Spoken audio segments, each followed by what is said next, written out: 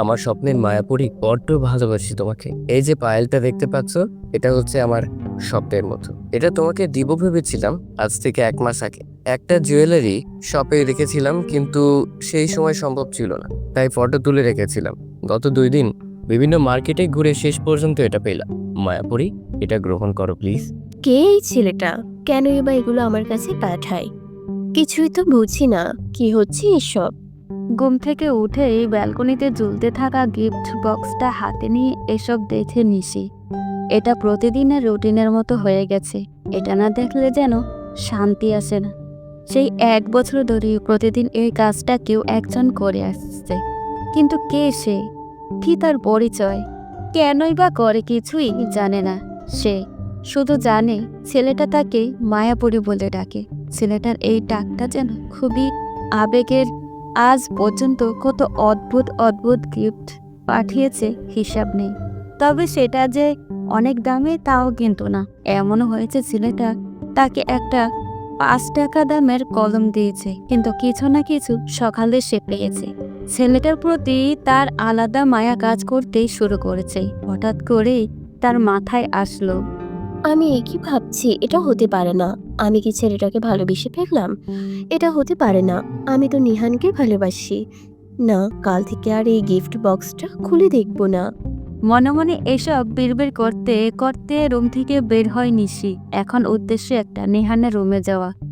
নেহান নিশির একমাত্র ছোট চাচার ছেলে, খুব দুষ্টু। নিশি থেকে 2 বছরের ছোট। নিশি ছেলেটাকে অনেক ভালোবাসে, কিন্তু যদি একবার বলে দেয় যে সে ভালোবাসে নিহানকে, তাহলে নিহান পড়াশোনা বাদ দিয়ে এসব নিয়ে পড়ে থাকবে। তাই নিশি কোনোদিন নিহানকে ভালোবাসার কথা বলেনি। উল্টো সব সময় নিহানকে ইগনোর করে। শুধু সন্ধ্যার সময় নিহানকে নিজের রুমে ডেকে আনে পড়ানোর জন্য, বাকি সময়টা ইগনোর করে। নিশির বাবা চাচা দুজনেই খুব বড় বিজনেসম্যান। তাদের একমাত্র সন্তান 2জন।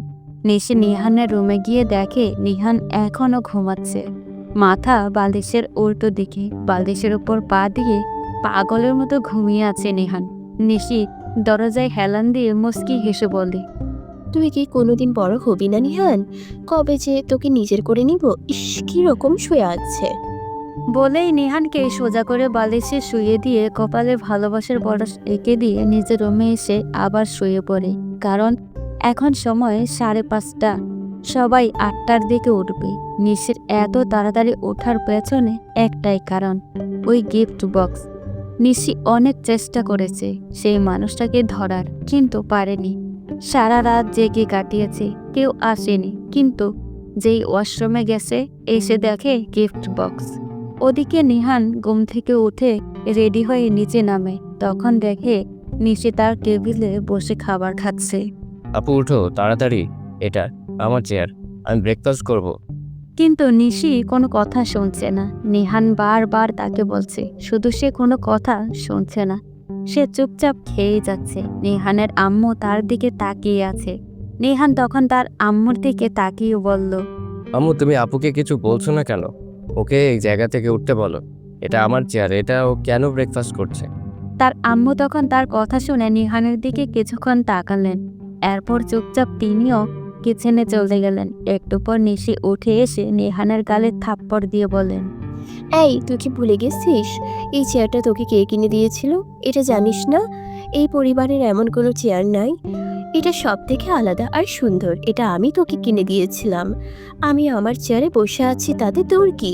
নিহান তখন মনে মনে ভাবল, তুমি কিনে দিয়েছিলে বলেই তো এই চেয়ারে বসার জন্য এত কিছু করছে, কারণ এই চেয়ারটাতে আমি কাউকে ভাগ দিতে পারবো না, কারণ এটা আমার ভালোবাসার মানুষের দেওয়া একমাত্র উপহার। নিহান তখন বুঝতে পারে তাকে রাগিয়ে আর কোনো লাভ নেই। সেই জন্য সে এখান থেকে চলে যায়। ব্রেকফাস্ট না করে নিজের রুমে, আজকে কলেজেও যাবে না ঠিক করেছে। একটু পরপর সে ভয়ে ভয়ে দরজার দিকে তাকাচ্ছে। ছোটবেলা থেকে নিশি তাকে শাসন করে এসেছে, কিন্তু সেই শাসনের ভিতর কখন যে নিশিকে নেহান ভালোবেসে ফেলেছে সেটা নেহান নিজেও জানে না। নিশি তখন বুঝতে পারে নিহান রাগ করে উঠে চলে গেছে। সেজন্য ব্রেকফাস্ট করে নিহানের রুমের দিকে গেল। গিয়ে দেখলো মুখ ফুলিয়ে বসে আছে। এটা দেখে মনে মনে হাসলো আর বলল, এই পাগল, তুই এরকম করে মুখ করে রাখিস কেন? তুই কি জানিস না তোর এই মুখ দেখলে আমি মায়ায় পড়ে যাই? মনে মনে এসব ভাবতে ভাবতে রুমে প্রবেশ করলো। প্রবেশ করতেই নিহান ফিরে তাকালো। নিশি তখন বলল, এখানে দাঁড়িয়ে কি দেখছিস? তাড়াতাড়ি ব্রেকফাস্ট করে নে, এরপর কলেজে যেতে হবে। কলেজ ফাঁকি দেওয়ার ধান্দা, তাই না? এরকম রাগ আমার সামনে দেখাবি না আর করে দিন। আমি বলেছি না আমি কলেজে যাব না, ব্রেকফাস্টটা করবো না। সব সময় আমার সাথে এরকম করো কেন তুমি? ছোটবেলা থেকে শুধু ছাপ্পড় দিয়ে এসেছো কথায় কথায়। কথাটা বলতে পারলো না, আবার তার গালে থাপ্পড় দিয়ে দিল নিশি। ছোটবেলা থেকে এই একটা কাজই সে করে এসেছে, শুধু নিহানের গালে থাপ্পড় দেওয়া। কিছু একটা বলতে গেলেই শাসন করতে শুরু করে। তার এই শাসনের মাত্রা দিন দিন বেড়েই চলেছে। নিহানের আব্বু আম্মু কিছু বলে না, তারা নিশি যা বলবে তাই সঠিক। নিশান বুঝতে পারল এখন তার সাথে আর বেশি কিছু করতে গেলে সে আরও থাপ্পড় দিয়ে বসবে। সে যেন তার দিকে তাকিয়ে হেসে দিল। এই খবরদার, আরেকবার যদি হাসবি তাহলে কিন্তু থাপ্পড় দিব, আরও একটা। তাড়াতাড়ি ব্রেকফাস্ট করে রেডি হয়ে নে, আমাকে ভার্সিটি যেতে হবে। এরপর রেডি হয়ে নেয়। নিহান ইন্টার দ্বিতীয় বর্ষে পড়ে, 20 দিন বাকি এসএসসি পরীক্ষা। সেজন্য পড়ার চাপ আরও বেশি। নিশি অনার্স তৃতীয় বর্ষে। নিশি তখন নিহানকে নিয়ে চলে যায়, তাকে কলেজে পৌঁছে দিয়ে নিজে ভার্সিটিতে চলে যায়। ভার্সিটিতে গিয়ে বসে আছে, তখন হঠাৎ করে তার বান্ধবী মেলি এসে বলল, দোস্ত, কি হয়েছে তোর? ওই প্রেমিকের ব্যাপারে কিছু জানতে পারলি নাকি? তোর জানতে পারলে তো সবার আগে তোকেই বলতাম কে এই কাজ করছে। কিছুই বুঝে উঠতে পারছি না। এতদিন তোকে প্রত্যেকটা দিন এক ধরনের গিফট বক্স পাঠাই, আজ 1 বছর থেকে একটা দিন এমন যায়নি যে অন্য কোনো কাগজের বা অন্য কোনো কালারের গিফট বক্স পাঠিয়েছে। প্রত্যেকটা দিন নীল রঙের গিফট বক্স পাঠাই। সত্যি ছেলেটা মনে হয় তোর প্রেমে দেওয়ানা হয়ে গেছে। এসব করে কোনো লাভ নেই। আমি নিহানকে ভালোবাসি, যদি আমার জন্য নিজের জীবনটাও দিয়ে দে তবুও আমি তাকে বিয়ে করব না। ওদিকে নিহান কলেজে চলে এসেছে। কলেজে আসার পর দেখতে পায় তার সব বন্ধুবান্ধব মেয়েদেরকে নিয়ে আড্ডা দিচ্ছে, কিন্তু সে মেয়েদেরকে নিয়ে আড্ডা দিতে পারবো না, এটা নিশির করা বারণ। মেয়েটা অনেক রাগী। তার রাগ সম্পর্কে নিহানের ধারণা আছে, যদি ভুলেও এই কাজের কথা জানতে পারে তাহলে তাকে খুন করে ফেলতে পারে। নিহান চায় না এত তাড়াতাড়ি মরে যেতে, কারণ এখনও তার শ্বশুর দাদা অনেক কিছু হতে হবে। তখন হঠাৎ করে নিহানের বন্ধু রাজীব এসে তার কাঁধে হাত রেখে বলল, মাম্মা, আজকে না, আমাদের ক্লাসে নতুন একটা মেয়ে এসেছে, দেখতে সেই সুন্দরী, তোর সাথে অনেক মানাবে। তুই কি ভুলে গেছিস সেদিনে থাপ্পড়ের কথা? সবার সামনে কিভাবে তোকে আর আমাকে থাপ্পড় দিয়েছিল, আবার এই কথা বলছিস? আসলে সেদিন সকাল সকাল তারা দুজন কলেজে চলে এসেছিল।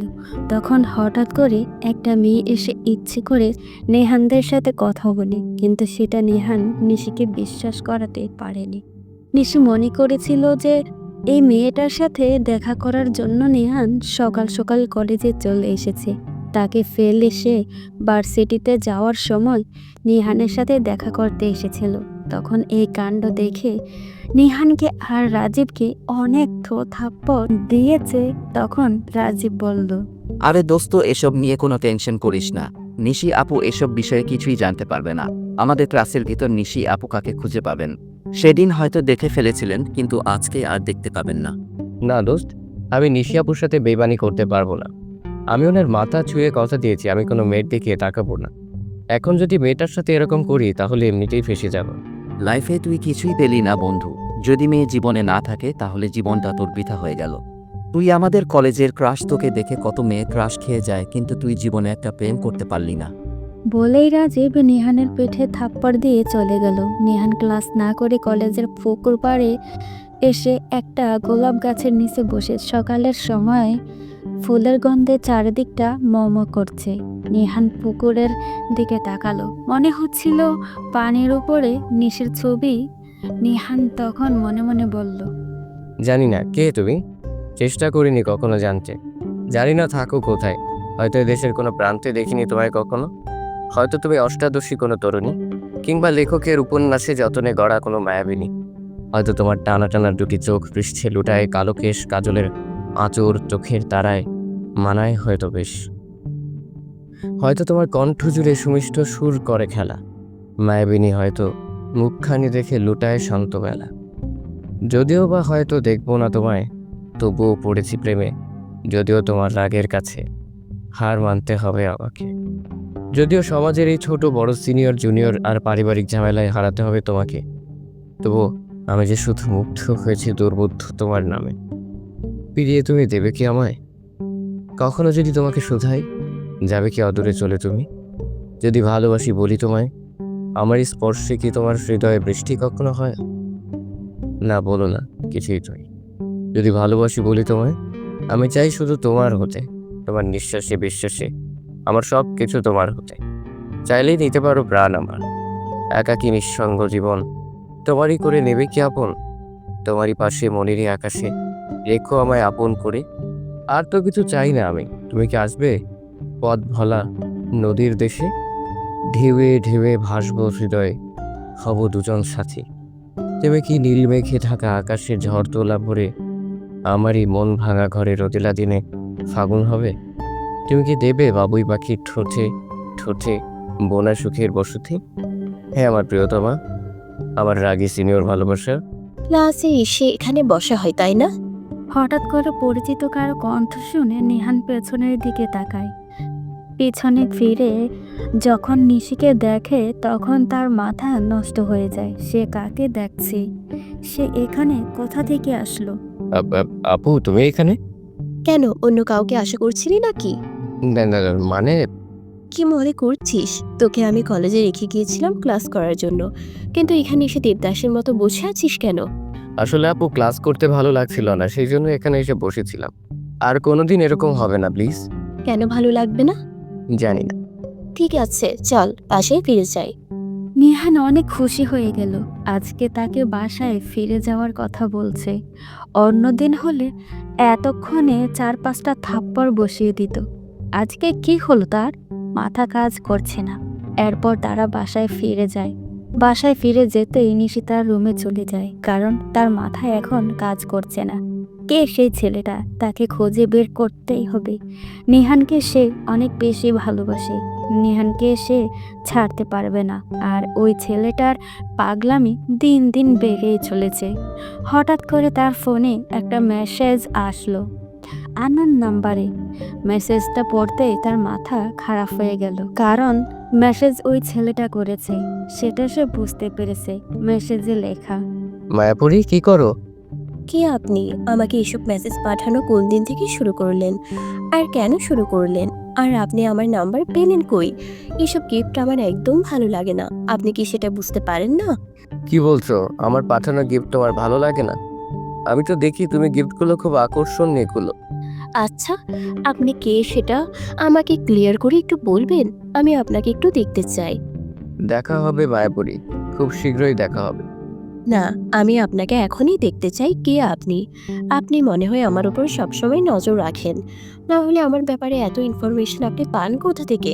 ইনফরমেশন কোথা থেকে পাই সেটা না জানলেও তো তোমার হবে নাকি? এই, আমি আপনাকে সম্মান দিয়ে আপনি করে কথা বলছি, আর আপনি বারবার আমাকে তুমি করে বলছেন। আপনার মধ্যে কি নিম্নতম ম্যানার্স বলতে কিছু নেই? যদি কখনো প্রণয়ের কার্ড করায় আমাকে দাঁড় করাও এই তুমি বলার কারণে, তাহলে আমি বলবো আমার না হয় হয়ে যাক আজ একটা অপরাধ, এরপরেও যদি মিটে আমার তুমি বলার সাজ। কথাটা শুনে নিশি মনে মনে হেসে উঠল। ছেলেটা সত্যি অদ্ভুত, কিরকম করে জানি কথা বলে। তবে আছে, ছেলেটাকে আজকে সে দেখেই ছাড়বে। মনে মনে সিদ্ধান্ত নিয়েছে রাতের বেলা সে জেগে থাকবে আজকেও।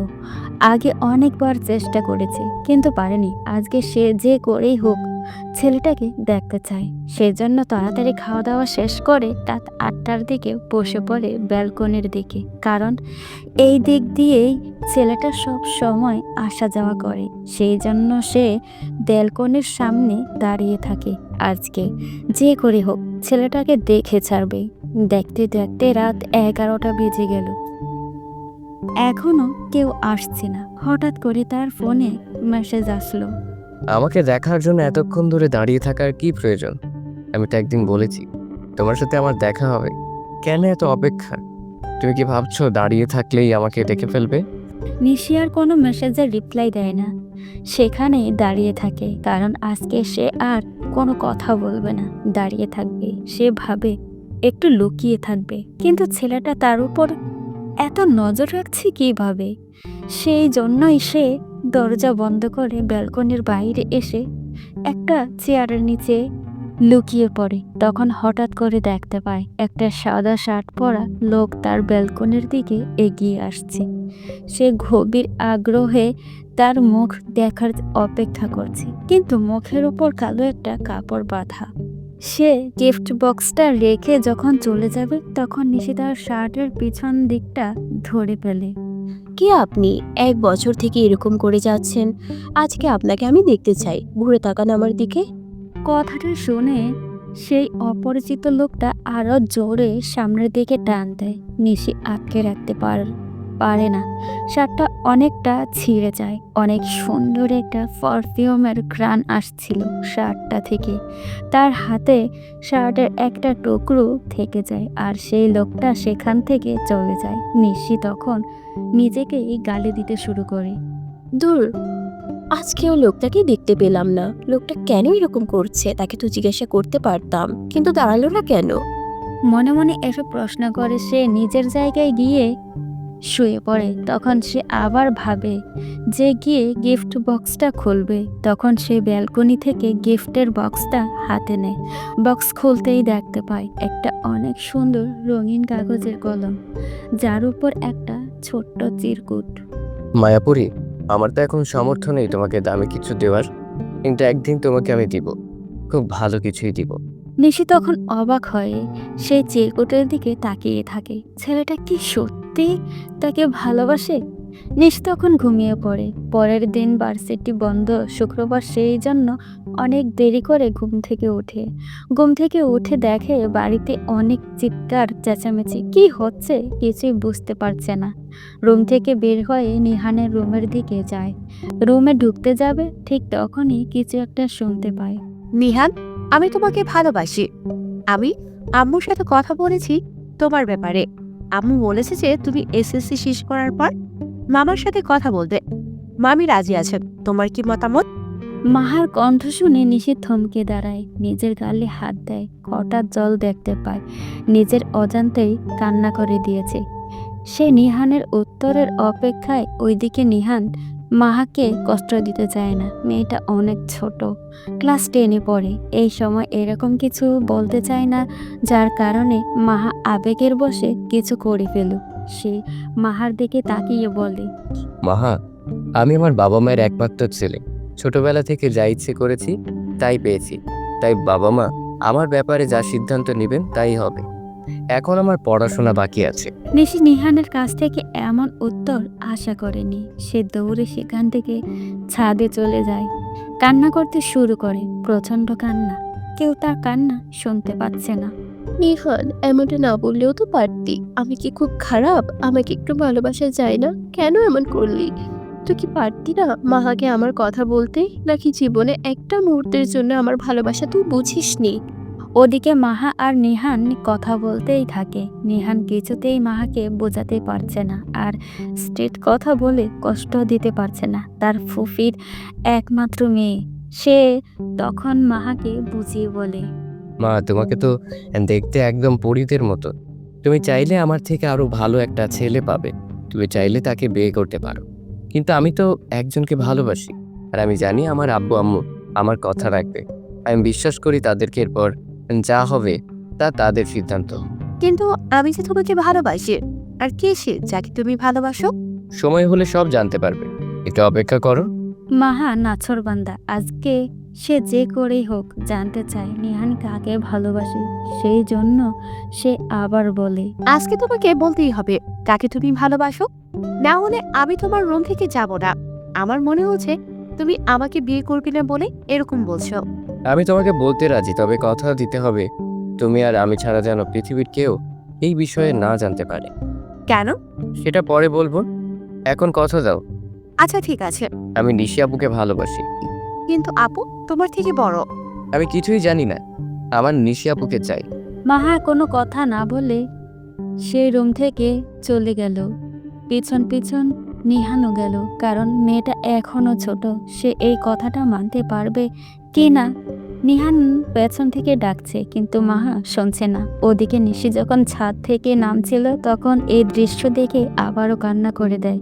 কিছু না বলে নিচে নামে।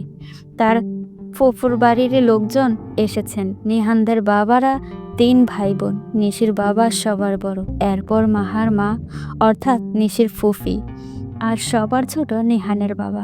নিশি নিচে যেতেই দেখতে পায় রাহাত ভাই দাঁড়িয়ে আছে বুক টান করে। লোকটাকে দেখলেই তার কেমন কেমন জানি লাগে। রাজনীতি করে, সারাদিন মিছিল মিটিং, আগে তার ভার্সিটিতে পড়তো, এখন পড়াশোনা সব বাদ দিয়েছে।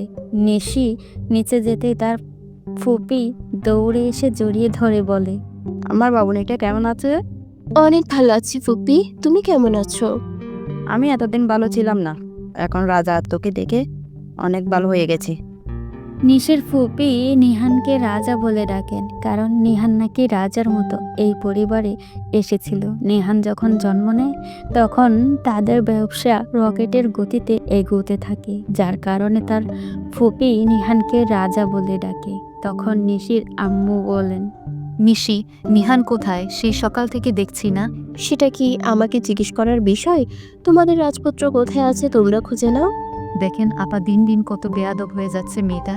এদের নিয়ে কি করব বলেন? আচ্ছা ভাবি, বাদ দাও না। ভাইয়ারা কই? ওনাদের রাজকার্য উদ্ধার করতে গেছেন।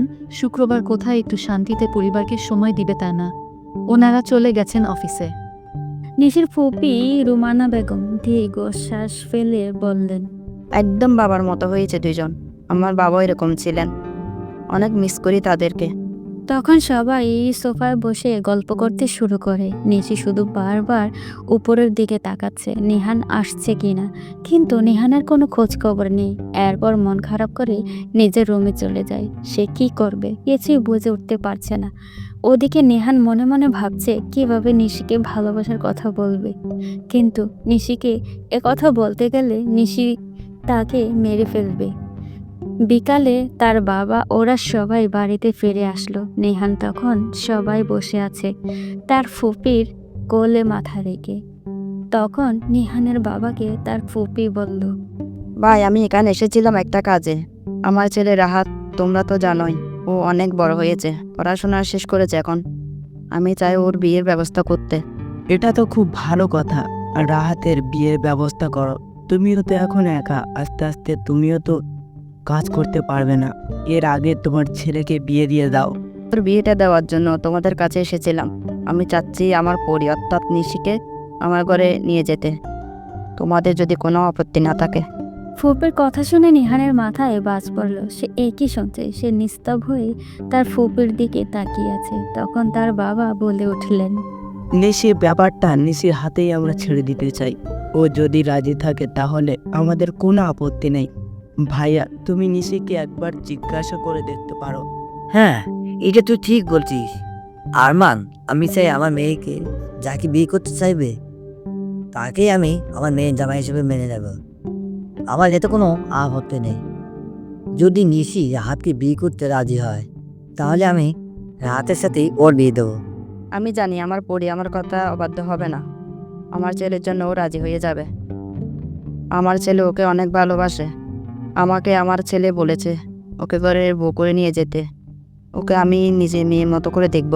নিহান তখন সেখানে আর এক মুহূর্ত দাঁড়ালো না। সে নিশির বিয়ে হয়ে যাবে এটা ভাবতে পারছে না। দৌড়ে চলে গেল নিজের রুমে, গিয়ে কান্না করতে শুরু করলো। ওদিকে নিশি নিজের রুমে বসে কান্না করছে। রাতের বেলা যখন ডিনার করতে সবাই বসেছে, নিশি আসলো মন খারাপ করে। তখন রাহাত তার দিকে বারবার অদ্ভুত দৃষ্টি দিয়ে তাকাচ্ছে। নিশি তখন মনে মনে ভাবলো, এই পাগলটা বারবার আমার দিকে এরকম করে তাকাচ্ছে কেন? ওকে আমি সহ্য করতে পারি না, এটা কি ও বুঝতে পারে না?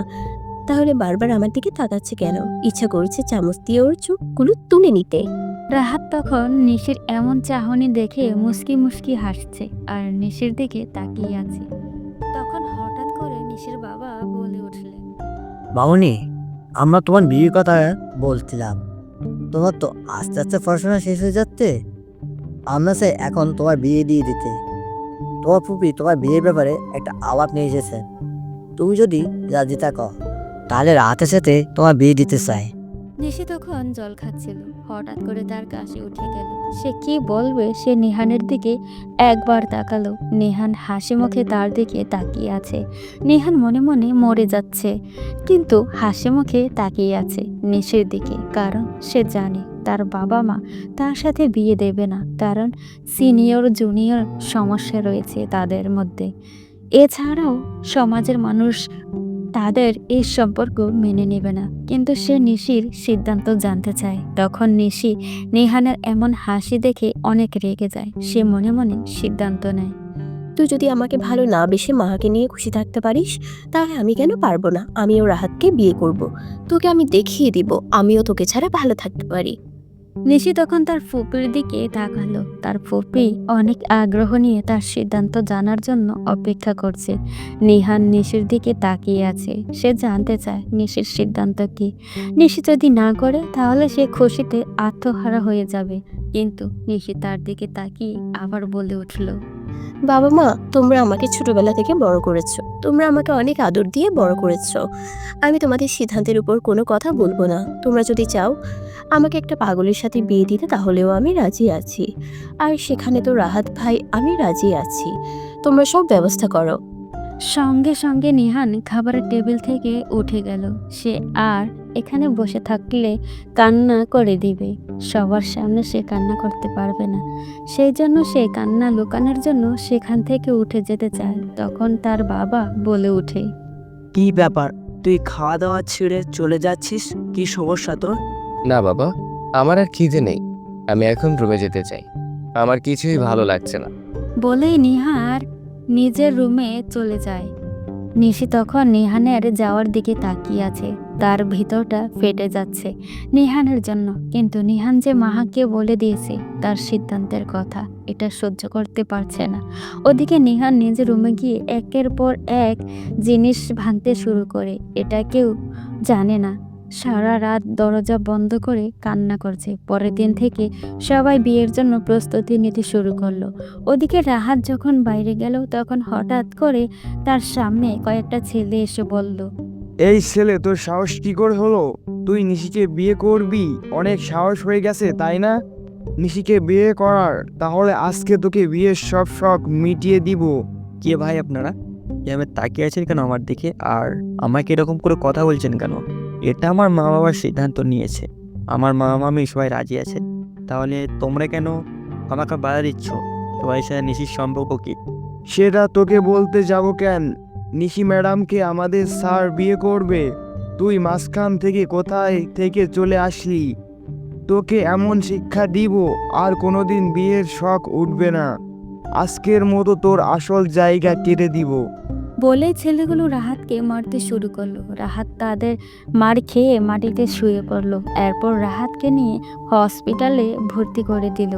নিশি তখন নিজের রুমে শুয়ে কান্না করছে। তার কিছুই ভালো লাগছে না। হঠাৎ করে তার ফোনে মেসেজ আসলো। মায়াপুরী, তুমি আমাকে ছাড়া অন্য একজনকে বিয়ে করতে চাইছো? তুমি কি ভাবছো তোমার বাড়ির খবর আমি জানতে পারবো না? তোমার বাড়িতে যে তোমার বিয়ে নিয়ে কথা হচ্ছে সেটা আমি অনেক জানতে পেরেছি। তাই তোমার হবু স্বামীকে আমি ব্যবস্থা করে দিয়েছি। পিজি হসপিটালে যাও, গিয়ে দেখো তোমার হবু স্বামীর কি অবস্থা কি। নিশি তখন লোকটাকে আবার মেসেজ করতে যায়, কিন্তু সে অফলাইনে চলে যায়। একটা অজানা ফেসবুক আইডি থেকে বারবার তাকে মেসেজ করা হচ্ছে। একটা অচেনা নাম্বার থেকে আবার মেসেজ করা হচ্ছে। দুটা ওই লোকটা করছে, সেটা বুঝতে সে পারছে, কিন্তু কিছুই করার নেই। সে তখন দৌড়ে চলে যায় সেই হসপিটালে। সাথে তার বাবা মা সবাইকে নিয়ে যায়। গিয়ে দেখতে পায় রাহাতের হাতে পায়ে ব্যান্ডেজ করা অবস্থায় পড়ে আছে। রাহাত তখন তার মায়ের দিকে তাকিয়ে বলে, মা, আমাকে কয়েকটা অচেনা ছেলে এসে মেরে দিয়ে গেছে। আমি নাকি নিশিকে কেন বিয়ে করতে চাই সেটা জানতে চাই তারা। তাদের বস নাকি নিশিকে বিয়ে করবে।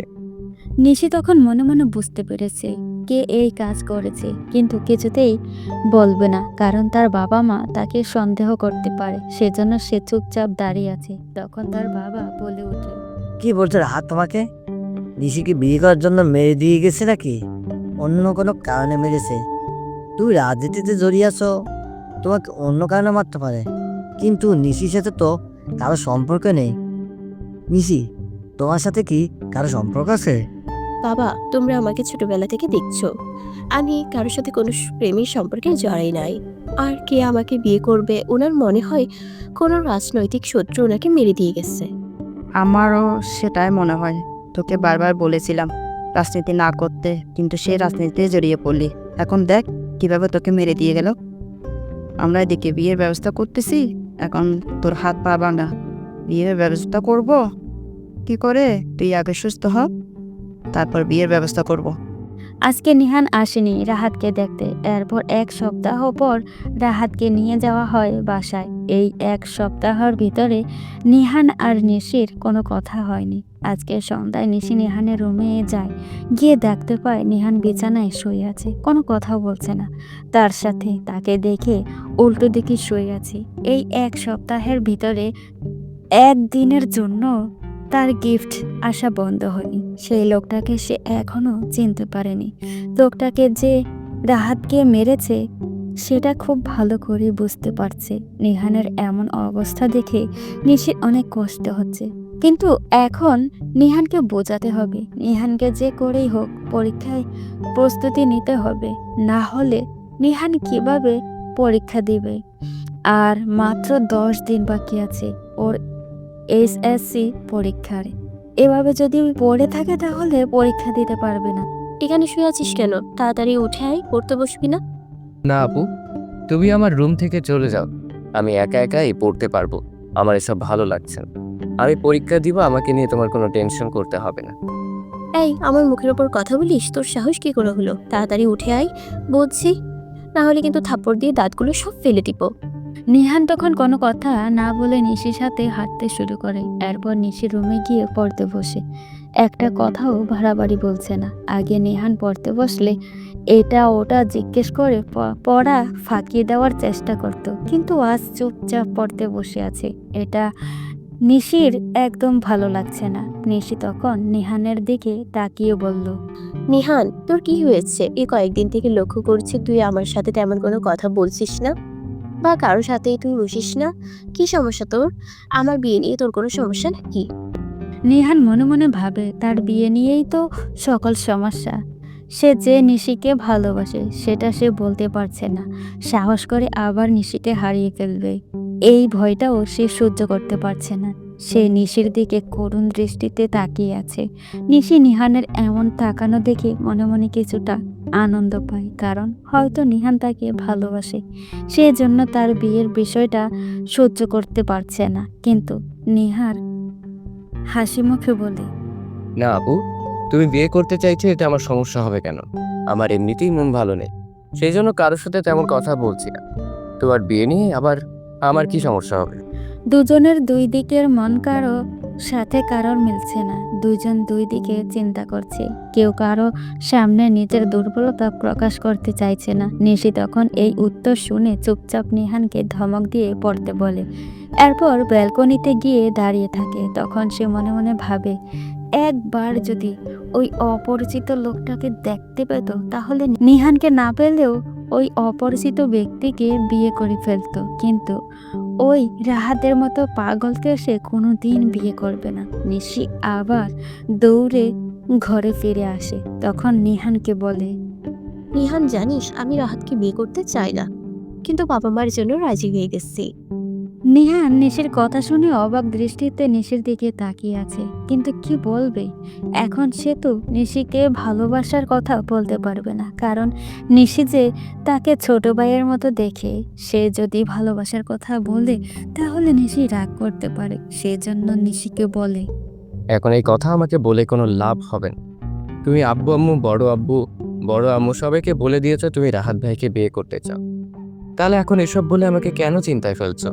নিশি তখন ভাবছিল যে নিহানকে এই কথাটা বলবে, হয়তো নিহান তাকে নিজের দুর্বলতার কথাটা প্রকাশ করবে, কিন্তু নিহান যে তার সাথে এরকম ব্যবহার করবে এটা সে ভাবতে পারেনি। সে তখন নিহানকে কোনো কথা না বলে বাইরে চলে যায়। দেখতে দেখতে নিহানের পরীক্ষাটা শেষ হয়ে যায়। এই পরীক্ষার সময় নিশি নিহানের অনেক খেয়াল রেখেছে, কিন্তু আগের মতো কথা বলতে পারেনি। নিহানও আগের মতো ফ্রি হতে পারেনি নিশির সাথে। মাঝে মাঝে নিশির ব্যবহার শুনে মনে হতো নিহানকে নিশি ভালোবাসে, কিন্তু সেটা প্রকাশ করছে না। কিন্তু মাঝে মাঝে আবার এরকম ব্যবহার করতো যে নিহানকে সে কোনো দিন ভালোবাসতে পারবে না। নিহান অদ্ভুত এক সমস্যার মধ্যে পড়ে যায়। এর মধ্যে সেই অপরিচিত লোকের পাগলামি আরও দিন দিন বেড়েই চলেছে। রাহাত সুস্থ হয়ে গেছে, সবাই চাচ্ছে রাহাতের সাথে নিশির বিয়েটা সম্পন্ন করে দিতে, কিন্তু নিশি কিছুতেই চায় না রাহাতকে বিয়ে করতে। কিন্তু কিভাবে তার বাবা মাকে সে বোঝাবে? নিশি রাতের বেলা শুয়ে এসব জিনিস চিন্তা করছে। হঠাৎ করে তার রুমের সব লাইট বন্ধ হয়ে যায়। সে এদিক ওদিক তাকাচ্ছে, কিন্তু কিছুতেই কিছু হচ্ছে না। লাইট বারবার টিপ দিচ্ছে, কিন্তু লাইট বন্ধ, কিছুতেই জ্বলছে না। হঠাৎ করে কেউ তার মুখটা চেপে ধরে ফিসফিস করে বলে, মায়াপুরী, তোমার সাহস কি করে হলো তুমি আমাকে ছাড়া অন্য কাউকে বিয়ে করবে? তুমি কি জানো না আমি তোমাকে ভালোবাসি? তাহলে তুমি কেন অন্যকে বিয়ে করতে রাজি হলে? একটা কথা কান খুলে শুনে রাখো, তুই যদি অন্য কাউকে বিয়ে করতে চাও তাহলে কিন্তু আমি তোমাকে খুন করে ফেলবো, এরপর নিজেও মরে যাব। কে আপনি?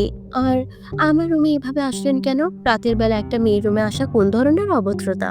আমি তোমার রুমে যখন ইচ্ছে আসবো, যখন ইচ্ছে যাব, সেটা আমার ব্যাপার। তুমি কেন অন্য ছেলেকে বিয়ে করতে চাও সেটা আমাকে ক্লিয়ার করে বলো। কেন বিয়ে করব না? এটা আমার পার্সোনাল লাইফ, আপনাকে কেন বলবো সে বিষয়টা? আপনি এখান থেকে চলে যান, না হলে হঠাৎ করে কেউ চলে আসবে, এরপর আমার সব সম্মান নষ্ট হয়ে যাবে। তুমি তোমার সম্মান নষ্ট হওয়ার কথাটা ভাবছো, আর আমার যে এদিকে জীবন নষ্ট হয়ে যাচ্ছে। আমি তোমাকে বারবার শুধু বোঝানোর চেষ্টা করছি যে আমি তোমাকে ভালোবাসি। আজ 1 বছর থেকে তোমাকে শুধু গিফট পাঠিয়েছি, তুমি আমার প্রতি কি একটু দুর্বল হওনি? আমি আপনার প্রতি কেন দুর্বল হব? আপনি কি আমাকে গিফট পাঠিয়ে দুর্বল করে দেবেন ভাবছেন? আমি আপনার প্রতি একটুও দুর্বল হইনি। যেদিন আপনার মুখ দেখতে পারবো সেদিন বুঝতে পারবো যে আপনার প্রতি আমার ভালোবাসা বা কোনো ফিলিংস আছে কি নয়। তুমি কি সত্যি আমাকে দেখতে চাও? হ্যাঁ, দেখতে চাই। তাহলে খুব শীঘ্রই দেখতে পাবে, 5 দিন পর তোমার বার্থডে, তাই না? তাহলে সেদিনই আমি তোমার সামনে চলে আসবো। জানি না তোমার কীরকম অনুভূতি হবে সেদিন, কিন্তু আমি তোমার সামনে যেদিন চলে আসবো, তোমার মনে আছে তোমার চাচাতো ভাইকে নিয়ে তুমি গিয়েছিলে একটা পার্কে ঘুরতে, একটা নীল শাড়ি পরে? সেদিন তোমাকে আমি দেখেছিলাম, সেদিনই তোমার সেই রূপের প্রেমে আমি পড়ে গিয়েছি। তোমাকে আমি সেই জায়গায় দেখতে চাই। তোমাকে আমি কিছু গিফট পাঠিয়ে দিয়েছি, তোমার টেবিলে সকালে সেগুলো দেখতে পাবে। ওগুলো পরে তুমি বার্থডেতে চলে যাবে সেই পার্কে, তবে তুমি একা আর কাউকে সাথে নিয়ে যেতে পারবে না। নিশি তখন ছেলেটার কণ্ঠ কিছুটা চিনতে পারলেও পুরোপুরি চিনতে পারছিল না। তার শরীর থেকে সে পারফিউমের ঘ্রাণটা বারবার চলে আসছে। নিশি সেই মাতাল করা ঘ্রাণে মুগ্ধ হয়ে যাচ্ছে, কিন্তু কিছুতেই ছেলেটাকে চিনতে পারছে না। ছেলেটা তখন চলে যেতে চায়, একটু চলে গিয়ে আবার ফিরে আসে। তার ঠোঁট জোড়া চেপে ধরে নিশি কোনো কথা বলতে পারছে না। একটু পর ছেলেটা তাকে ছেড়ে দিয়ে আবার সেই ব্যালকনি দিয়ে চলে যায়। সে চলে যেতেই রুমের মধ্যে লাইট চলে আসে। নিশি তখন মনে মনে অনেক রাগ নিয়ে চিল্লিয়ে বলে, বজ্জাত, ইঁদুর মারার বিষ খাইয়ে তোকে মেরে ফেলবো। আমার ঠোঁটের সাথে ঠোঁট মেলারও সাহস তোর কি করে হলো? এসব ভাবতে ভাবতে নিশি টেবিলের দিকে তাকায়, দেখতে পায় কয়েকটা ব্যাগ সেখানে। ওদিকে পরের দিন সকালে যখন ব্রেকফাস্ট করতে যায়, তখন দেখে নেহান চুপচাপ বসে আছে, কোনো কথা বলছে না, চোখগুলো অনেক লাল হয়ে গেছে। নেহান কালকে সারা রাত শাওয়ারের নিচে দাঁড়িয়েছিল, তার কিছুই ভালো লাগছে না। নিশির বিয়ে হয়ে যাবে সেটা সে সহ্য করতে পারছে না, কারণ কালকে রাতে যখন সে ডিনার করতে এসেছিল তখন জানতে পারে নিশি আগেই ডিনার করে চলে গেছে। তখন তার বাবা মা কথা বলছিল। আহা, রাহাত তো সুস্থ হয়ে গেছে, তাহলে রাহাতের বাবাকে তুমি নিয়ে আসো, আমরা ওদের বিয়ের ব্যবস্থাটা করে। রাহাত এইভাবে আর কতদিন বসে থাকবে? ছেলেটার তো কাজ আছে নাকি? হ্যাঁ ভাই, ওর বাবাকে আমি বলেছিলাম ওর বাবা বিদেশ থেকে আসতে লেট হবে, তাই বলেছে আমরা যেন বিয়ের ব্যবস্থা করে ফেলি, উনি সরাসরি বিয়ের দিন আসবে। তাহলে আর দেরি করে কি লাভ? আগামী শুক্রবার ওদের বিয়ের ব্যবস্থা করে ফেলি। নিহান সেটা সহ্য করতে পারেনি। রুমে এসে শাওয়ারের নিচে দাঁড়িয়েছিল, সেজন্য মাথায় অনেক ব্যথা করছে, কিন্তু এটা কাউকে বুঝতে দিলে হবে না। সে তখন ব্রেকফাস্ট করার জন্য নিচে বসে আছে সোফায়। তখন নিশিকে দেখতে পায়, অনেক ফুরফুরে মেজাজে আসছে নিচে। নিহান মনে মনে ভাবছে ম্যাডাম অনেক খুশি তার বিয়ে নিয়ে, তাই চায় না নিহান তার ভালোবাসার কথা বলে নিশিকে কষ্ট দিতে, তাই চুপচাপ নিজের কষ্ট নিজের ভিতরেই লুকিয়ে রেখেছে। এরপর নিশি যখন ব্রেকফাস্ট করতে বসে তখন তার ফুপি বলে, ওরি, তোমার সাথে আমার ছেলের বিয়ে ব্যবস্থা করছি আগামী শুক্রবার। তোমার বিয়ে তুমি প্রস্তুতি নিয়ে নাও। আজকে বিকেলে রাহাতকে নিয়ে তুমি চলে যেও শপিংয়ে। তোমাদের কি প্রয়োজন সেটা কিনে নিয়ে আসো। তোমাদের পছন্দ মতো সব কিছু কিনে নিয়ে আসবে। আমরা বড়রা দিয়ে কি করব? নিহান তখন পাশ থেকে শুধু গালাগালি করছিল মনে মনে তার ফুপিকে। কেন এসে এই ঝামেলাটা বাঁধালো? সে তো আস্তে আস্তে নিশির কাছে যেতে শুরু করেছিল। নিশিকে সে ভালোবাসার কথাটা বলে দিতে পারত, কিন্তু তার ফুপি এসে সব ঝামেলা করে দিল। ফুপিকে সে অনেক বেশি ভালোবাসতো, কিন্তু এখন তার ফুপির প্রতি একটা রাগ চলে এসেছে। রাহাতের দিকে একবার তাকালো। রাহাত অনেক খুশি এই বিষয়টা নিয়ে। নিশি কোনো কথা বলছে না। তখন নিহানের মা বলল, আপা, নিহানকে নিয়ে যা ওরা। নিহানের সাথে থাকলে ওদের কিছুই হেল্প হবে। নিহান তখন তার মায়ের দিকে তাকালো। এমনিতেই তার কোনো কিছু ভালো লাগছে না, এর মধ্যে যদি তাদের শপিং দেখে তাহলে তো তার মাথা খারাপ হয়ে যাবে। কিন্তু মায়ের অর্ডার নাও করতে পারবে না, সেজন্য সে ব্রেকফাস্ট না করে নিজের রুমে গিয়ে শুয়ে থাকে। মাথাটা অনেক ব্যথা করছে। বিকাল হতে তার শরীরে জ্বর চলে আসে। তখন হঠাৎ করে মাহা তার রুমে আসে। নিহার ভাই, তোমার কি হয়েছে? কিছু না মাহা, তুমি কেন আমার রুমে এসেছো? আমি কি আসতে পারি না? তুমি বললে তুমি নিশি আপুকে ভালোবাসো। এখন তো নিশি আপুর বিয়ে হয়ে যাচ্ছে ভাইয়ার সাথে, তাহলে তুমি কাকে বিয়ে করবে? তুমি আমাকে মেনে নাও না প্লিজ। আমি তোমাকে অনেক বেশি ভালোবাসি। মাহা, তুমি বুঝতে পারছো না আমার এখন বিয়ে নিয়ে কোনো চিন্তা নেই। আমি এখন অনেক ছোট, তাই সব ঝামেলা করো না প্লিজ, আমার মাথা ব্যথা করছে। তাহলে দাও, আমি তোমার মাথাটা টিপে দিই। এই বে, তোমাকে একটা কথা বললে কি তুমি সেটা বুঝতে পারো না?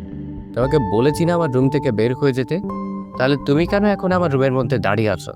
তাড়াতাড়ি বেরিয়ে যাও বলছি। মা মন খারাপ করে রুম থেকে বেরিয়ে যায়। ওদিকে নিশি নিচের রুমে বসে আছে।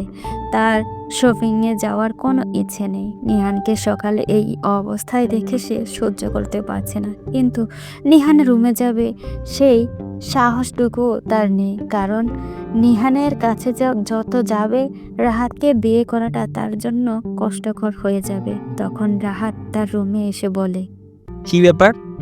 নিশ্চয়ই তুমি এখন রেডি হওনি। আমাদের তো শপিংয়ে যাওয়ার কথা, আমি রেডি হয়ে গেছি, তাড়াতাড়ি আসো। নিশি তখন চুপচাপ রেডি হতে যায়। সে চায় না রাহাতের সাথে বেশি কথা বলতে, কারণ ছেলেটাকে দেখলেই তার কেমন জানি করতে ইচ্ছে করে, তাকে মেরে ফেলতে। কিন্তু এখন তো তাকে সারা জীবন এই ছেলেটার সাথে কাটাতে হবে, এটা ভাবতে তার শরীরটা মোচড় দিয়ে উঠছে। এরপর রাহাতের সাথে শপিংয়ে চলে যায়। তার একদম কোনো কিছু ভালো লাগছে না।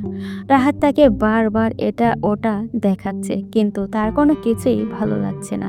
ওদিকে নিহান নিজের রুমে বসে চিন্তা করতে থাকে কি করবে সে। বারবার শুধু নিশির কথা মনে হচ্ছে। সে মনে মনে ভাবছে নিশিকে ভালোবাসার কথা বলে দিবে, কিন্তু এখন বললে নিশির জীবন নষ্ট হতে পারে। সেজন্য সে নিশিকে বলতেও পারছে না। কিন্তু তার কাছে একটা সুযোগ আছে, সেই সুযোগটা সে ব্যবহার করতে চায়। নিশির বার্থডে আসছে। নিশি শপিং শেষ করে যখন বাসায় ফিরে তখন জানতে পারে নিহান অনেক অসুস্থ। তখন সে দৌড়ে নিহানের রুমে যায়। গিয়ে দেখে নিহান জ্বরে কথা বলতে পারছে না। নিশি তখন নিহানের মাথায় হাত দিয়ে দেখে অনেক বেশি জ্বর। নিশি তখন কান্না করে নিহানকে জিজ্ঞাসা করে, এই নিহান, তোর জ্বর কিভাবে আসলো? তোর জ্বর এসেছে সেটা আমাকে একবার বলবি না? এভাবে একা একা রুমের মধ্যে শুয়ে আছিস কেন? ছোট আম্মু বললো সেও জানে না। নিহান কোনো কথা বলছে না, চুপচাপ শুয়ে আছেন। নিশি তখন দৌড়ে ডাক্তারের কাছে কল দেয়। একটু পর ডাক্তার চলে আসে। ডাক্তার এসে নিহানকে দেখে যায়। নিহান তখন সেখানেই শুয়ে আছে। নিশি নিহানের পাশে বসে থাকে। একটু পর মাহা আসে। নিশি মাহাকে দেখে অনেক রেগে যায়, কিন্তু সেটা তার সামনে প্রকাশ করে না। মাহা তখন নিহানের পাশে বসে বলে, নিহান ভাইয়া, তোমার কি হয়েছে? প্লিজ তুমি কথা বলো। তুমি কথা বলছো না কেন? প্লিজ ভাইয়া বলো। নিশি তখন মাহার দিকে তাকিয়ে বলে, মাহা, নিহানের এখন রেস্টের প্রয়োজন। তুমি তোমার রুমে যাও, গিয়ে শুয়ে পড়ো। এখন নিহানের পাশে আমি আছি। আপু আমি থাকি না, সমস্যা কি? মাহা, আমি তোমাকে কতবার বললাম তুমি তোমার রুমে চলে যাও, এখন আমি নিহানের পাশে আছি। তুমি কেন নিহানের পাশে বসে থাকবে? যাও এখান থেকে। মা রাগ করে সেখান থেকে চলে গেল। মনে মনে নিশির প্রতি অনেক রাগ প্রকাশ করছে, কিন্তু সেটা সামনে প্রকাশ করতে পারছিল না। ওদিকে নিহানের প্রচণ্ড মাথা ব্যথা করছে, চোখ মেলে তাকাতে পারছে না। নিহান তখন আস্তে আস্তে বলে, আপু আমার না খুব ঠান্ডা লাগছে। নিহান কাঁপতে শুরু করেছে। নিশি কি করবে বুঝতে পারে না। তখনও হঠাৎ করে নিহানকে জড়িয়ে ধরে শুয়ে থাকে।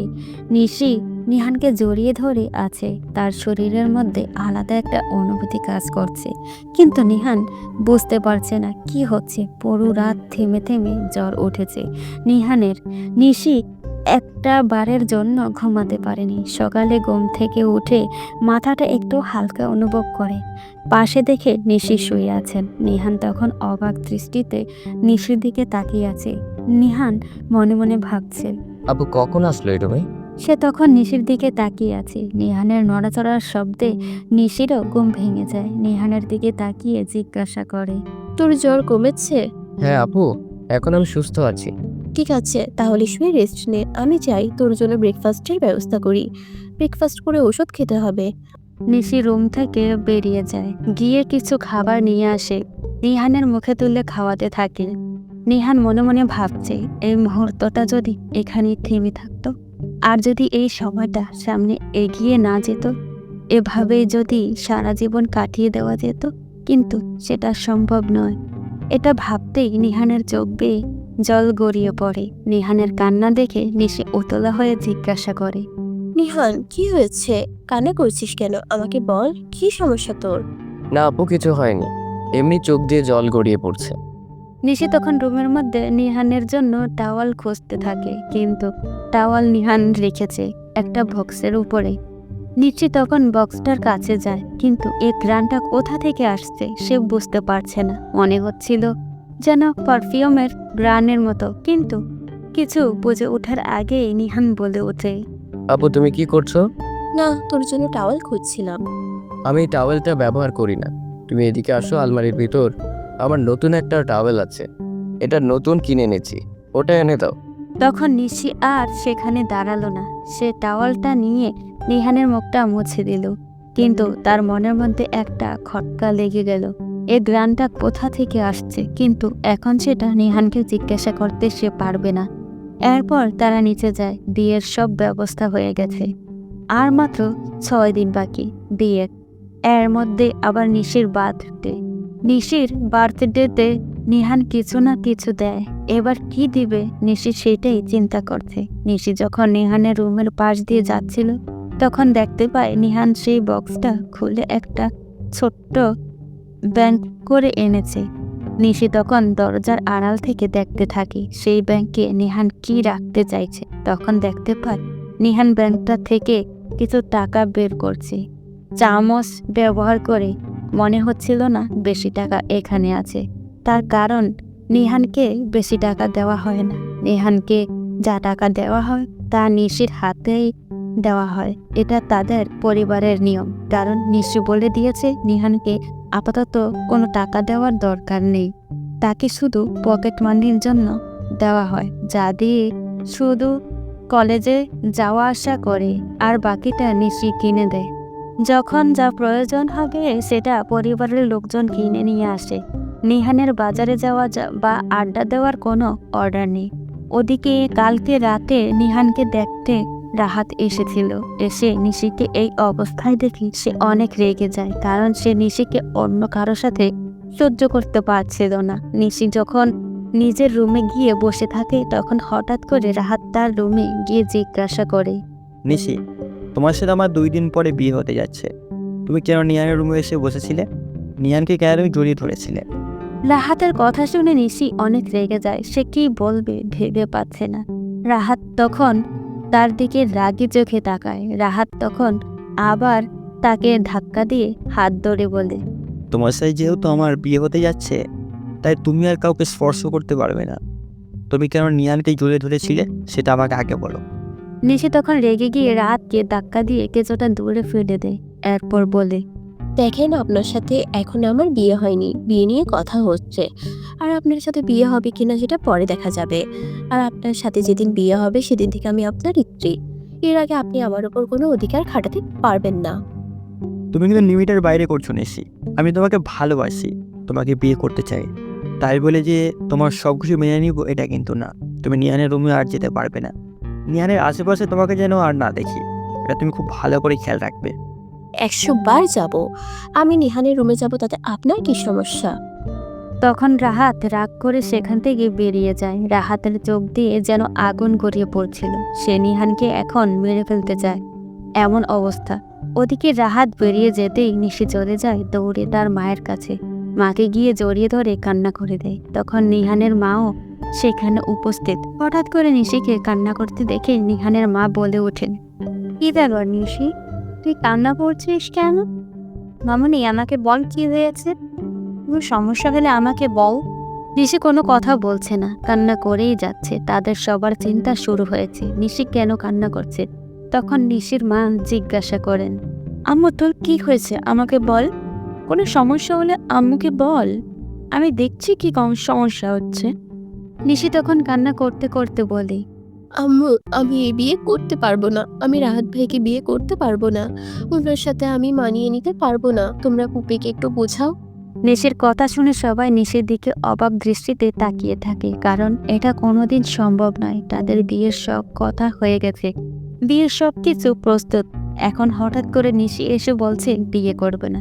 তখন নিহানের মা জিজ্ঞাসা করে, নিশি, তুই নিজে ওয়াজিবের বিয়ের জন্য আবার বলছিস এখন বিয়ে করবি না? কি সমস্যা হয়েছে? রাহাতের সাথে কোনো সমস্যা হলে আমাকে বল, আমি রাহাতের সাথে গিয়ে কথা বলবো। ছোট আম্মু, আমি রাহাত ভাইকে বিয়ে করতে পারবো না, কারণ আমি অন্য একজনকে ভালোবাসি। প্লিজ তোমরা আমাকে রাহাত ভাইয়ের সাথে বিয়ে দিও না। ওনার সাথে আমি মানিয়ে নিতে পারবো না। কিন্তু তোর ফুপি যদি কথাটা শুনতে পারে তাহলে তিনি অনেক কষ্ট পাবেন। উনি অনেক আশা নিয়ে তার ছেলের সাথে তোর বিয়ের ব্যবস্থা করেছে। এখন যদি তুই বিয়েটা ভেঙে দিস তাহলে অনেক কষ্ট পাবেন। আর তুই কাকে ভালোবাসিস? তোমরা কি কিছুই বুঝতে পারো না ছোট আম্মু? আমি নিহানকে কেন এত বেশি শাসন করি? আমি নিহানকে সেই ছোটবেলা থেকে ভালোবাসি। সেটা কি তোমরা এক মুহূর্তের জন্য বোঝার চেষ্টা করনি? আমি নিহানকে বিয়ে করতে চাই, তোমাদের যদি কোনো আপত্তি না থাকে। নিশির কথা শুনে তারা একে অপরের দিকে তাকাতে থাকে। কি বলবে তারা বুঝে উঠতে পারছে না। তখন নিশির আম্মু বলে ওঠে, এই কথাটা তুই আমাদের আগে বলবি না? এখন আমরা কিভাবে এসব কিছুর সমাধান করব? এখন তোর সাথে নিহানের বিয়ে দেওয়াটা সম্ভব নয়। আমরা রাহাতের সাথে তোর বিয়ের ব্যবস্থা করে ফেলেছি। আর তোর বাবা চাচা যদি এই কথাটা শুনতে পারে তাহলে কতটা সমস্যা হবে বুঝতে পারছিস? তোর ব্যাপারে তোর বাবা চাচারা কতটা সিরিয়াস তুই সেটা জানিস না? আমি কিছু জানি না আম্মু। তোমরা নিহানের সাথে আমার বিয়ের ব্যবস্থা করো। আমি নিহানকে ছাড়া বাঁচতে পারবো না। তোমরা আব্বুকে বোঝাও। আব্বু যদি রাজি না হয় তাহলে আমি মরে যাব। পাগলামি করিস না, এটা কোনোদিনই সম্ভব নয়। আর নিহান তোর থেকে বয়সে অনেক ছোট। আর নিহান তোকে বিয়ে করবে কিনা সেটা নিয়েও তো সন্দেহ আছে। ও যদি বিয়ে করতে না চাই তাহলে আমি ওকে খুন করে ফেলবো। আমি ওকে ভালোবাসি, ও কেন অন্য কাউকে বিয়ে করবে? আর আমি রাহাতকে বিয়ে করতে পারবো না। ও আজকে আমার গায়ে হাত তুলতে চেয়েছিল, আমাকে ধাক্কা দিয়েছে। বিয়ের পর না জানি আমাকে মেরে ফেলে। তখন তারা কি করবে কিছুই বুঝতে পারছিল না। তখন নিশির মা নিহানের আম্মুর দিকে তাকিয়ে বলে, রোমানা, মেয়ে কি বলছে শুনতে পাচ্ছ? এখন আমরা নিহানকে কিভাবে রাজি করাবো? আর ওর ফুপি যে বিষয়টা নিয়ে অনেক সিরিয়াস হয়ে পড়েছেন, উনি বিয়ের সব ব্যবস্থা করে ফেলেছেন। এখন তো এটা আটকানো যাবে না। আচ্ছা, যা হবার হয়ে গেছে। এখন আমরা একবার চেষ্টা করে দেখতে পারি। আমরা আলাদাভাবে ওদের বাবাদের সাথে কথা বল, এরপর যদি রাজি হন ওনারা তাহলে পরের বিষয়ে দেখা যাবে। আমরা আপাকে যেভাবেই হোক বোঝানোর চেষ্টা করব। নিশি তখন সেখান থেকে চলে যায়। তারা একে অপরের সাথে কথা বলতে থাকেন। নিশি তখন গিয়ে নিজের ফোনটা হাতে নেয়। কালকে ফোনটা চেক করা হয়নি, হয়তো সেই লোকটা মেসেজ করেছিল আজকে। সে অনেক অবাক হয়, কারণ তার ব্যালকনিতে আজকেও একটা গিফট বক্স ঝুলছে। সে মনে মনে অনেক আনন্দিত হয়েছিল।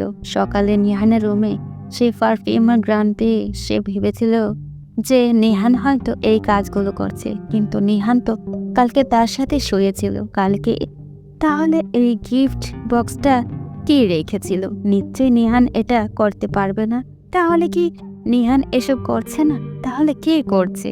এসব তখন সে ফোনটা হাতে নেয়, তো ফোনটা হাতে নিতেই দেখতে পায় সেই লোকটা মেসেজ। মায়াপুরী, তুমি আমাকে ছাড়া অন্য কাউকে বিয়ে করার চিন্তাও করো না। তুমি যাকে বিয়ে করার চেষ্টা করবে তাকেই আমি মাটির নিচে পুঁতে ফেলবো।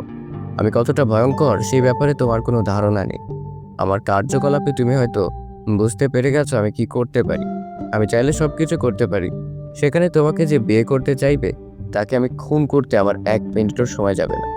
নিশি তখন মেসেজটা পড়ে কান্না করতে শুরু করে। সে যে নিহানের সাথে তার বিয়ের ব্যবস্থা করার কথা বলে এসেছে, এখন যদি নিহান এই কাজটা না করে তাহলে এই লোকটা তো নিহানকেও মেরে ফেলতে পারে।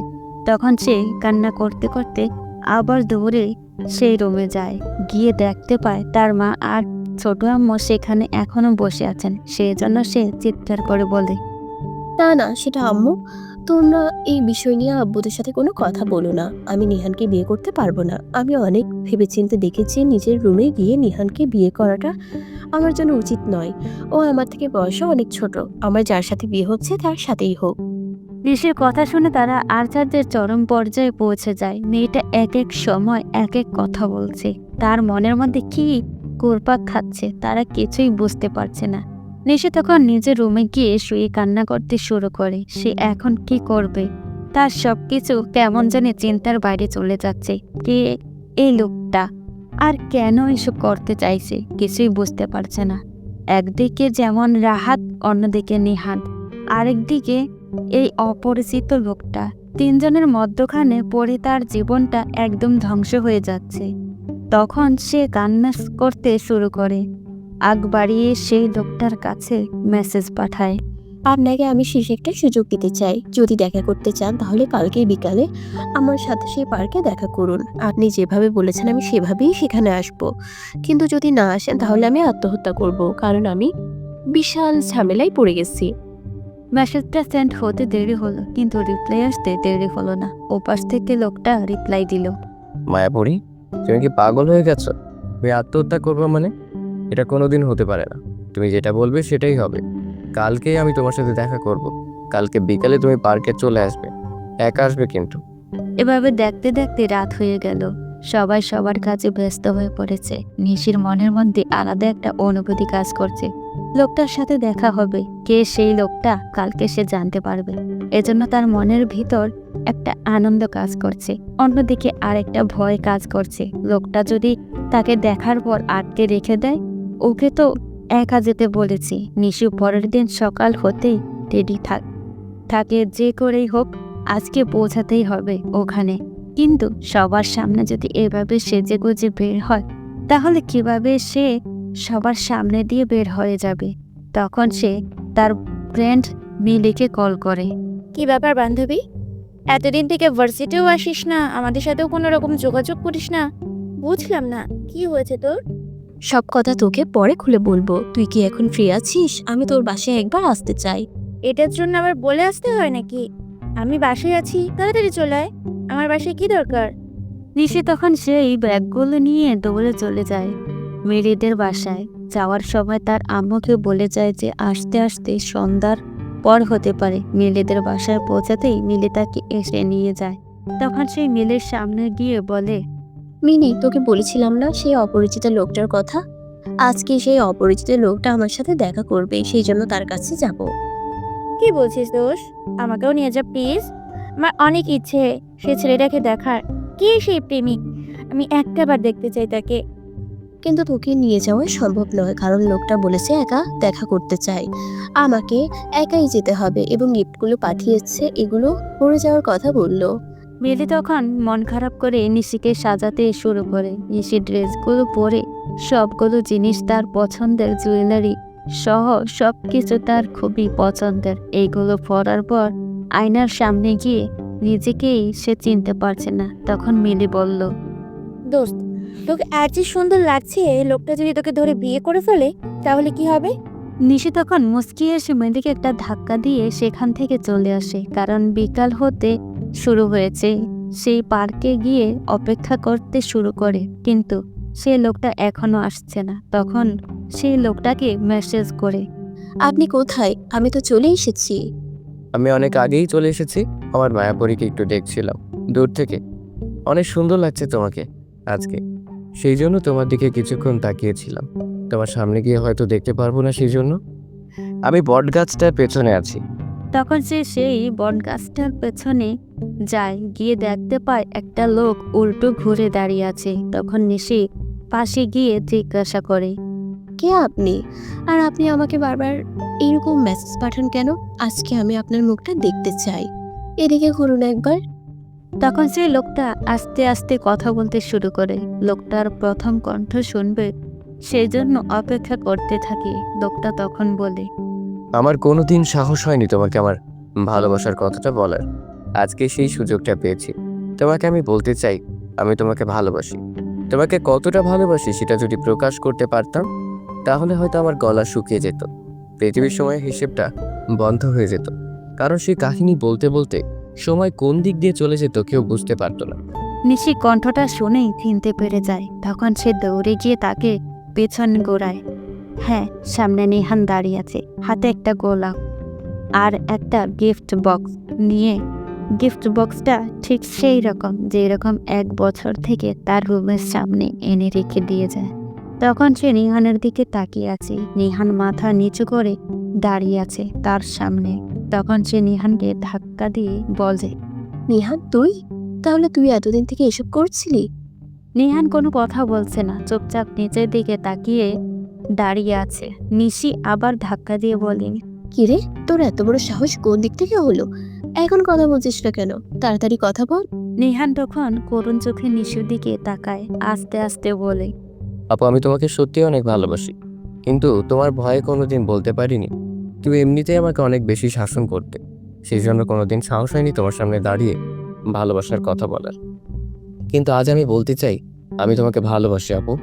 নিহানের মুখে ভালোবাসার কথা শুনে নিশি গিয়ে একের পর এক থাপ্পড় দিতে থাকে। নিহান ভাবে নিশি হয়তো তাকে ভালোবাসে না, সেজন্য নিহান কান্না করে নিশির পায়ে ধরে বলে, আপু প্লিজ, তুমি আমাকে ফিরিয়ে দিও না। আমি তোমাকে সত্যি অনেক ভালোবাসি। তুমি সারা জীবন আমাকে শাসন করলেও আমি তোমার শাসন মেনে নিতে রাজি আছি। প্লিজ আমাকে ছেড়ে যেও না।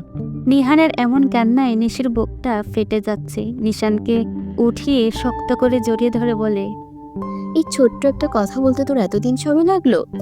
আমি তোর জন্য এতদিন অপেক্ষা করলাম। আমি ভাবতাম যে আমি শুধু একাই তোকে ভালোবাসি, কিন্তু এখন দেখছি তুই আমাকে ভালোবাসিস। কিন্তু এতদিন বলিসনি কেন? আমি অনেক ভয় পেতাম তোমাকে, সেই জন্য সাহস করে তোমাকে কোনোদিন বলতে পারি। আজকে তো বলে দিলাম। কিন্তু তুই যে আমাকে এত গিফট পাঠাতি, এত টাকা তুই কোথায় পেতি? তোকে তো কোনো টাকা দেওয়া হতো না। আমাকে যে পকেট মানি টাকাগুলো দেওয়া হতো সেগুলো আমি ব্যাংকের মধ্যে লুকিয়ে রাখতাম। এরপর সেখান থেকে আস্তে আস্তে তোমাকে গিফট পাঠাতাম। যখন আমার কাছে কোনো টাকা থাকতো না, তখন আমি নিজে কিছু বানিয়ে হলেও তোমাকে গিফট পাঠাতাম। কোনোদিন তোমাকে গিফট পাঠানো বন্ধ করিনি, কারণ একদিন পাঠানো বন্ধ করে দিলে তুমি হয়তো আমাকে ভুলে যেতে পারো। সেই জন্য আমি তোমার কাছে সব দিন থাকতে চেয়েছিলাম। নিশি কি বলবে বুঝে উঠতে পারছে না। নিহান তাকে এতটা ভালোবাসে সে কোনোদিন ভাবতে পারেনি। টানতে টানতে বাসায় নিয়ে যায়। বাসায় গিয়ে এই অবস্থায় তাদেরকে ঢুকতে দেখে সবাই তাদের দিকে অবাক হয়ে তাকিয়ে আছে। তার বাবা তার কাছে এসে জিজ্ঞাসা করে, কে ঋষি, তুই নিহান কিভাবে টেনে নিয়ে আসছিস? কি হয়েছে তোদের? আব্বু, আমি নিহানকে ভালোবাসি আর নিহানও আমাকে ভালোবাসে। আমরা দুজন বিয়ে করতে চাই। আমি রাহাত ভাইকে বিয়ে করতে পারবো না। রাহাত ভাইয়ের সাথে আমার সম্পর্কটা স্বাভাবিক নয়। ওনাকে আমি মানিয়ে নিতে পারবো না।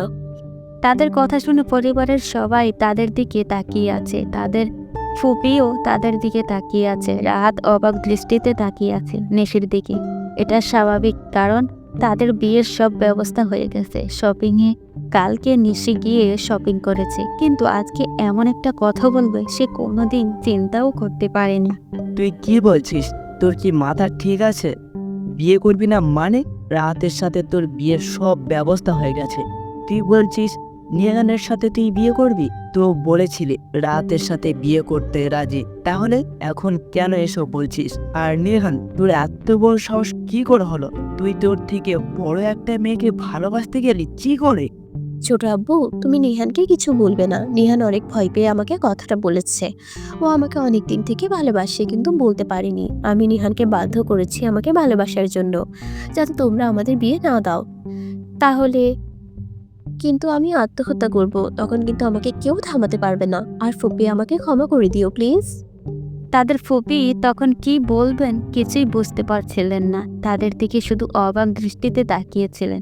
নিহানের বাবা মা অনেক ভয় পেয়ে যান তাদের আত্মহত্যার কথা শুনে। তখন নিশির বাবা বলে ওঠে, আরমান, আমি আমার মেয়েকে হারাতে পারবো না। তোর যদি কোনো আপত্তি না থাকে তাহলে নিহানের সাথে আমি নিশির বিয়ে দিয়ে দিতে চাই। ছোটবেলা থেকে ওদেরকে বলে আসছি, ওরা যাকে বিয়ে করতে চাইবে আমি তাদের বিয়ে ওদের সাথে দেব। তাহলে আমার কোনো আপত্তি নেই, তুই যদি রাজি থাকিস। কিন্তু ভাইয়া, আপার কি হবে? আপা অনেক আশা করে রাহাতের সাথে নিশির বিয়ে ঠিক করেছেন। এখন যদি নিয়ানের সাথে নিশির বিয়ে হয় তাহলে রাহাতের কি হবে? তখন তাদের ফুপি তাদের দিকে এগিয়ে সে দুজনকে জড়িয়ে ধরে, কারণ তাদের ফুপি ছোটবেলা থেকে অনেক বেশি ভালোবাসেন তাদেরকে। এরপর তাদের ফুপি বলতে শুরু করেন, আমার কোনো আপত্তি নেই ভাইয়া। ওরা যদি একে অপরকে বিয়ে করে সুখে থাকে তাহলে আমি কেন আমার কোনো আপত্তি নেই। আমি রাহাতকে অন্য জায়গায় বিয়ে দিতে পারবো, কিন্তু ওদের সুখের বিষয়টা আমি ভেবে দেখেছি। ওদের আমি কষ্ট দিতে চাই না। না মা, আমি নিশিকে ছাড়া আর কাউকে বিয়ে করতে পারবো না। তুমি এটা কীভাবে করলে? তুমি আমার সাথে নিশিকে বিয়ে দিতে বলেছিলে, তাহলে কেন তুমি নিশিকে এখন নিহানের সাথে বিয়ে দিতে চাইছো? আর নিশি, তোমার সাথে আমার বিয়ে ঠিক হয়ে গেছে। এখন আর তুমি নিহানকে বিয়ে করতে পারবে না। এখন তোমাকে বিয়ে করতে হলে আমাকেই করতে হবে। রাহাতের কথা শুনে তার মা তার কাছে যান, গিয়ে রাহাতকে বুঝিয়ে বলতে শুরু করে, কিন্তু রাহাত কিছুতেই মানতে রাজি নয়। তখন রাহাত রাগ করে বাড়ি থেকে বেরিয়ে যায়। ওদিকে সবাই নিহান আর নিশির বিয়ে নিয়ে ব্যস্ত হয়ে পড়ে। তখন নিহানের ফুপি গিয়ে নিহানের বাবার সামনে বলেন, তোমরা ওদের বিয়ের ব্যবস্থা করো। তোমরা রাহাতের ব্যাপার নিয়ে কোনো টেনশন করো না। আমি রাহাতকে বোঝালে রাহাত বুঝতে পারবে। তোমরা নিহান আর নিশিস বিয়ের ব্যবস্থা করা। তখন তারা দুজনেই অনেক খুশি হয়। তাদের পরিবার তাদের বিয়েতে কোনো আপত্তি করেনি। এরপর তারা তাদের রুমে চলে যায়। ওদিকে একটু পর নিহান বের হয় বাসা থেকে, কারণ নিশি তাকে আইসক্রিম আনার জন্য পাঠিয়েছে। নিশি অনেক রাগ করে আছে, এতদিন তাকে কষ্ট দিয়েছে মাহার ব্যাপারটা নিয়ে। নিহান আইসক্রিম আনতে একটা দোকানে যায়। ওদিকে রাহাত বাইরে গিয়ে অনেক রেগে যায়। তার কিছু বন্ধু বান্ধব নিয়ে নিহানকে কিডন্যাপ করার জন্য এগিয়ে আসে। তারা জানতে পারেনি যে নিহান বাসায় নেই। যখন তারা গাড়ি নিয়ে আসছিল তখন হঠাৎ করে নিহানকে বাইরে দেখতে পায়। তখন তারা গাড়ি থামিয়ে নিহানকে সেখান থেকে তুলে নিয়ে যায়। নিহান আইসক্রিম নিয়ে যখন বাসার দিকে ফিরছিল তখন হঠাৎ করে তাকে একটা কালো গাড়ি এসে কিডন্যাপ করে নিয়ে যায়। তার আর কিছুই মনে নেই। যখন তার জ্ঞান ফিরল তখন দেখতে পায় একটা রুমের মধ্যে বাঁধা অবস্থায় পড়ে আছে। আশেপাশে তাকিয়ে দেখে পুরো রুমটা অন্ধকারে আছে, আশেপাশে কেউ নেই। ওদিকে রাহাত তখন বাসায় কল করে। দৌড়ে এসে নিশির বাবা কলটা ধরেন। নিহানকে যদি তোমরা বাঁচাতে চাও তাহলে আমার সাথে নিশির বিয়ের ব্যবস্থা করো। আজকে আমি নিশিকে বিয়ে করতে চাই। তোমরা যদি নিহানকে বাঁচাতে চাও তাহলে তোমরা তাড়াতাড়ি নিশিকে নিয়ে চলে আসো। আমার দেওয়া ঠিকানায়। রাহাত, কি করছো? তোমার মাথা খারাপ হয়ে গেছে নাকি? নিশিকে তুমি কেন বিয়ে করবে? নিশিকে তুমি বিয়ে করে সুখী হতে পারবে না বাবা। বড় মামা, আমি এসব কিছু বুঝতে চাই না। তোমরা যদি ওকে বাঁচাতে চাও তাহলে চলে আসো। 1 ঘন্টার সময় দিলাম।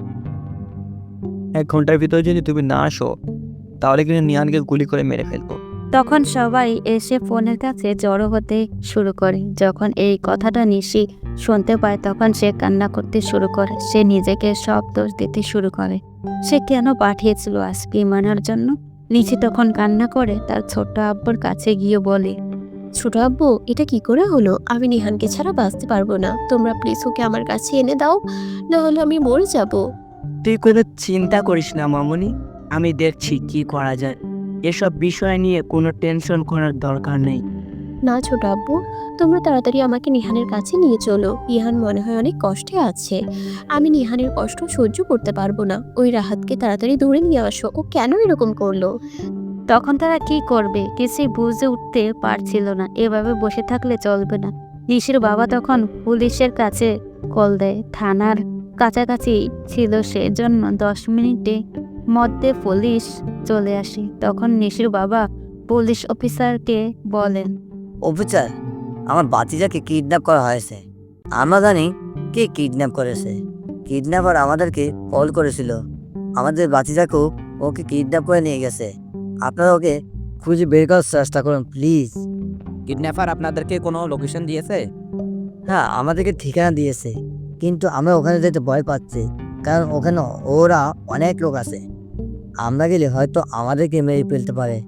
আর আমাদেরকে বলছে যে আমাদের মেয়েকে নিয়ে যেতে ওখানে গিয়ে তার সাথে বিয়ে দিতে, না হলে আমার বাচ্চাকে মেরে ফেলবে। আপনারা কি বলতেছেন? আমি তো কিছুই বুঝতে পারছি না। আপনারা একটু ক্লিয়ার করে সব ঘটনা আমাকে খুলে বলুন তো। এরপর পুলিশ অফিসারের কাছে সব ঘটনা খুলে বলেন সবাই। ওদিকে মাহা নিহানের কিছু হয়ে যাবে এটা সহ্য করতে পারছিল না। সে দৌড়ে রাহাতের রুমে যায়, কারণ রাহাতের বন্ধু নীলের মাহাকে অনেক ভালোবাসে। মাহাকে বারবার প্রপোজ করেছিল, কিন্তু মাহা বারবার রিজেক্ট করেছে নিহানের জন্য। এখন সে ওকে ব্যবহার করতে চায়। তখন সে দৌড়ে নিলয়কে কল করে।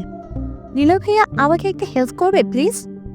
নীলে মাহার কল পেয়ে পাগল হয়ে যায়। সে কোনোদিন ভাবতেও পারেনি যে মাহা তাকে ফোন করবে। নিলয় তখন মাহাকে বলে, মাহা, কি হয়েছে তোমার? তোমাকে কিভাবে সাহায্য করতে পারি বলো? আমি তোমার জন্য জীবনটাও দিয়ে দিতে পারি। আমি জানি তুমি ভাইয়ের সাথে আছো। ভাইয়া নিহান ভাইয়াকে কিডন্যাপ করে নিয়ে গেছে। তোমরা প্লিজ নিহান ভাইয়াকে ছেড়ে দাও। এটা সম্ভব নয় মাহা, কারণ রাহাত অনেক বেশি রেগে আছে। এখন যদি আমি এটা করতে যাই তাহলে রাহাত আমাকেও মেরে ফেলবে। আমি তোমাকে কথা দিচ্ছি, ওকে যদি তোমরা ছেড়ে দাও তাহলে তুমি যা বলবে আমি সেটাই করব। তুমি আমাকে সাহায্য করো প্লিজ। আমি ভাইয়াকে এ বিষয়ে কিচ্ছু বলবো না, আর তুমি ভাইয়াকে বুঝতে দিবি না যে তুমি আমাকে সাহায্য করেছো। ওদিকে তারা দুজন একে অপরের সাথে কথা বলতে থাকে। ওদিকে পুলিশ সবাইকে নিয়ে বেরিয়ে পড়ে। একদম বাড়ির ফাঁকা, কেউ বাড়িতে নেই, সবাই গাড়িতে করে বেরিয়ে পড়েছে। ওদিকে রাহাত আগ থেকেই জানতো যে পুলিশকে তারা নিয়ে আসবে, সেজন্য সে আগে থেকেই বন্দুক রেডি করে রেখেছিল। রাহাত নিহানকে মারতে শুরু করে। রাগের বসে নিহানকে একের পর এক আঘাত করে। রাহাত থামছে না, আর নিহান অনেক কান্না করে। নিহান কোনোদিন এত আঘাত সহ্য করেনি। একটু পরেই পুলিশ সহ সবাই সেখানে গিয়ে পৌঁছায়। সেখানে পৌঁছাতেই রাহাত পুলিশের দিকে তাকিয়ে বলে, আমি জানতাম আমার মামারা পুলিশ নিয়ে আসবে, সেই জন্য অফিসার আপনাদেরকে বলে দিচ্ছি আমাদের কাজে বাধা দিতে আসবেন না, না হলে কিন্তু গুলি করে ওকে মেরে ফেলবে। এই, তোকে শেষবারের মতো বলে দিছি, বন্দুক নামিয়ে ফেল, কারণ তুই কিছুই করতে পারবি না। যদি কিছু করতে চাস তাহলে কিন্তু মেরে ফেলবো তোকে। রাহাত তখন বন্ধু তাকে করে নিহানের কাছে চলে যায়। নিহানের মাথায় বন্দুক। এটা দেখে তার পরিবারের সবাই কান্না করতে শুরু করে। তখন রাহাত বলে, ছোট মামা, তুমি যদি তোমার ছেলেকে বাঁচাতে চাও তাহলে এখন সে পুলিশ অফিসারকে এখান থেকে চলে যেতে বলো। যদি পুলিশ এই জায়গায় থাকে তাহলে কিন্তু আমি নিহানকে মেরে ফেলবো। তোমরা এখনই পুলিশকে চলে যেতে বলো। তারা কি করবে বুঝতে পারছিল না, একে অপরের দিকে তাকাচ্ছিল। রাহাত বন্দুকটা নিয়ে নিহানের একদম কাছে চলে যায়। তখন নিশির বাবা বলে ওঠে, অফিসার, আপনারা এখান থেকে চলে যান প্লিজ, না হলে আমার বাচ্চাকে মেরে ফেলবে। আপনারা এখান থেকে তাড়াতাড়ি চলে যান, না হলে আমার পরিবারের সব কিছু শেষ হয়ে যাবে। আপনারা কোনো চিন্তা করবেন না, আমি এই ছেলেটাকে ধরে ফেলবো।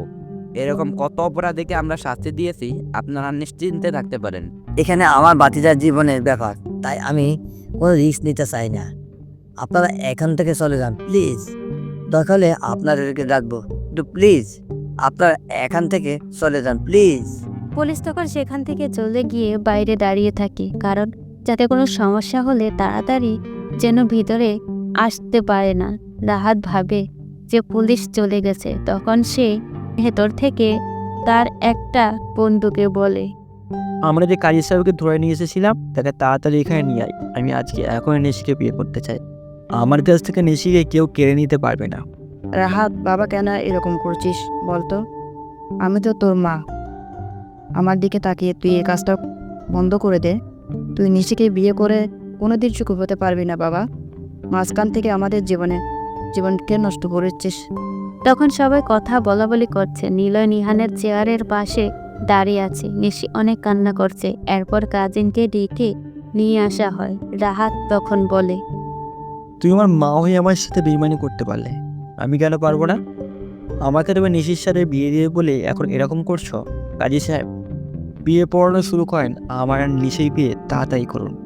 তারা এসব কথা বলতে থাকে হঠাৎ করে নিলয় নিজের রাইফেলটার পিছন দিক দিয়ে আঘাত করে রাহাত মাটিতে পড়ে যায়। এর আগেই রাহাতের পেছনে নিলয় নিহানের হাতের বাঁধন খুলে দিয়েছে। নিহান তখন দৌড়ে গিয়ে নিশিকে জড়িয়ে ধরে। রাহাত তখন পিছনে ঘুরে বলে, নিলয় দোষ, তুই এটা কিভাবে করতে পারলি? আমার তো মাথা ঘুরে যাচ্ছে। আমার কথাই করেছে ভাইয়া, তুমি আমার ভালোবাসাকে মেরে ফেলবে আর আমি বসে দেখবো, তাই না? তোর ভালোবাসা মানে? আমি নিহান ভাইকে ভালোবাসি, তুমি নিশি আপুকে আর জন্য আমার ভালোবাসাকে মেরে ফেলবে, সেটা আমি মেনে নেব কেন? এটা একদম ঠিক করলি না বোন, তোকে শাস্তি পেতেই হবে।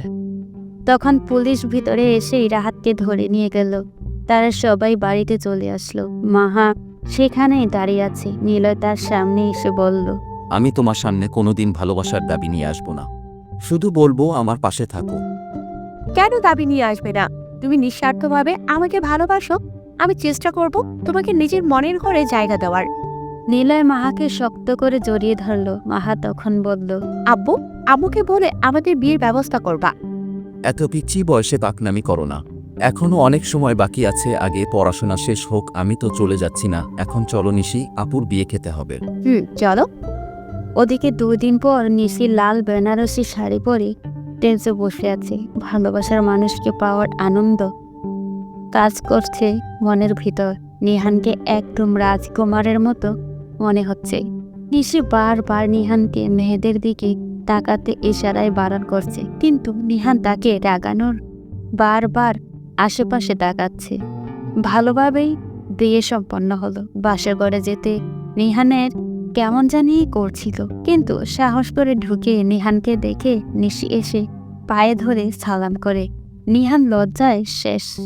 মনে হচ্ছিল এই সে একটা মেয়ে, এতদিন যেই মেয়েটা তাকে থাপ্পড় দিত, আজ সেই মেয়েটা তার পা ধরছে। সে তার পাটা আরেকটু বাড়িয়ে দেয়। নিশি বুঝতে পারে নিহান ফাজলামি করছে। সে উঠে নিহানের কলার চেপে ধরে বলে, কি ভাবছিস পিচ্ছি?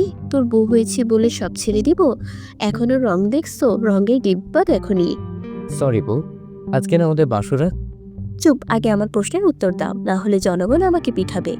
সেদিন যে তুমি অসুস্থ ছিলে, আমার ঘরের কি কে রাখছিল? আর রাহাতকে কে মারছে? আমি জানি, তুমি না, কারণ তোমার সাহস কতটুকু। ওগুলো সব আমার বন্ধু রাজীব করছে। ও জানে আমি তোমাকে কতটুকু ফ্রেশ ড্রিঙ্কিং ওয়াটারের মতো পিওর লাভ করি।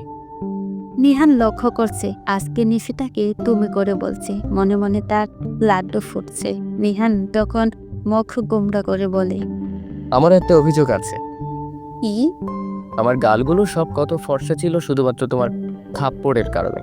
এত লাল হয়েছে, এই থাপ্পড়ের বিচার করে করবে? ওলে আমার বাবুটার বুঝি কষ্ট হতো। আসো, তোমাকে একটা উম্মা দেই। তোর কি বলো? সবার সামনে লজ্জা করে না? তাহলে সবাইকে যেতে বলো। ও হ্যাঁ, আপনারা চলে যান, পরের গল্পে দেখা হবে। বুঝতেই তো পারছেন কত স্যাক্রিফাইস করতে পেয়েছি। একটা ছেলের কাছে পকেট মানির টাকা জমানো আর বাস দিয়ে যুদ্ধ করে বিশ্বজয় করা সমান। তবে আমি সেটা পেরেছি। তবে যাওয়ার আগে গল্পটি কেমন লাগলো জানাতে ভুলবেন না। দেখা হবে পরের গল্পে।